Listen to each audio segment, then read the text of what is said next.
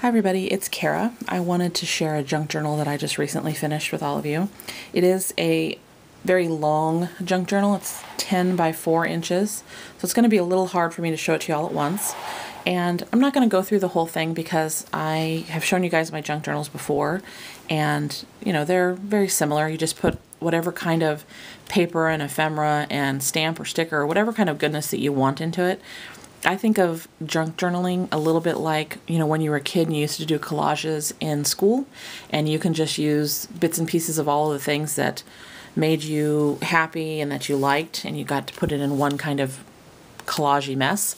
That's kind of what I think of junk journals as, is you get to just pick all the things that you like that fit, whatever the reason is you're making the junk journal, and there's really no set rules. You can make them any size, you can use anything you want. It's just a lot of fun.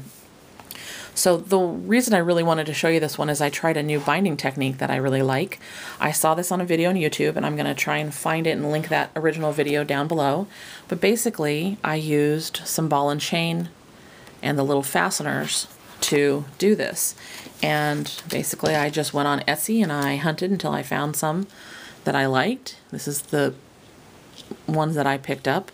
It's nice and bright and shiny silver. Really like that. And then I just got some little fasteners too. And when it came time to bind it, I hole punched. In my particular case, I did 5 because of the length. And then I used some eyelets on both sides. And then basically you just string it through. Now, it is way more time consuming, at least I found it to be way more time consuming when I was stringing all the papers, but I'll show you why I like it. When you open it up, let me go in a few pages, and you're actually wanting to maybe do something in your junk journal, because believe it or not, I actually use mine.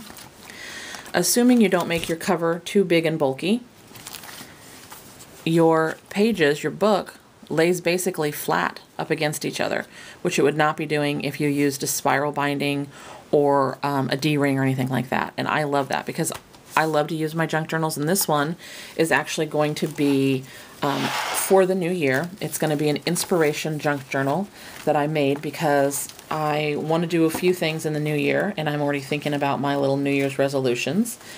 One of them is that I want to get a little healthier.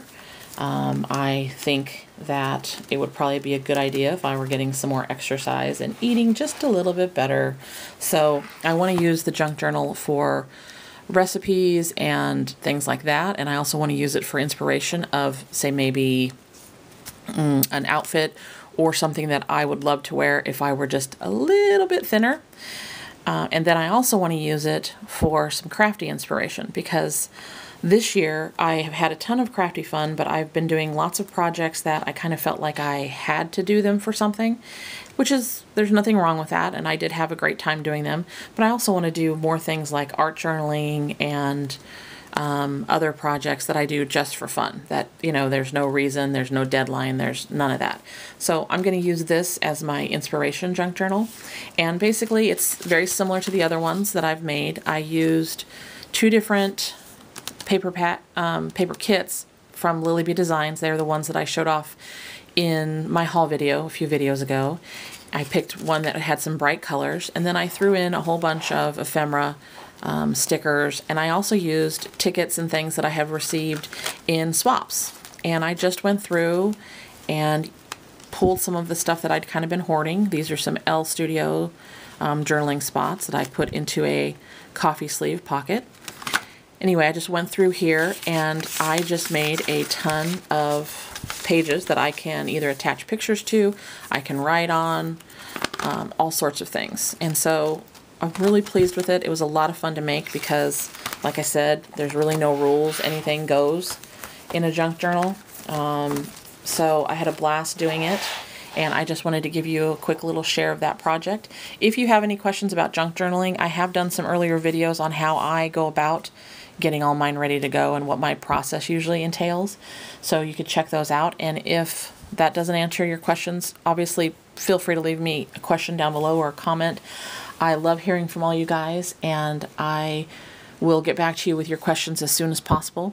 I hope you enjoyed this little peek at my junk journal, and like I said, I'll try and find that video so I can give that original person some credit for this really cool binding technique. And as always, I hope you're having a great day wherever you're at. Bye.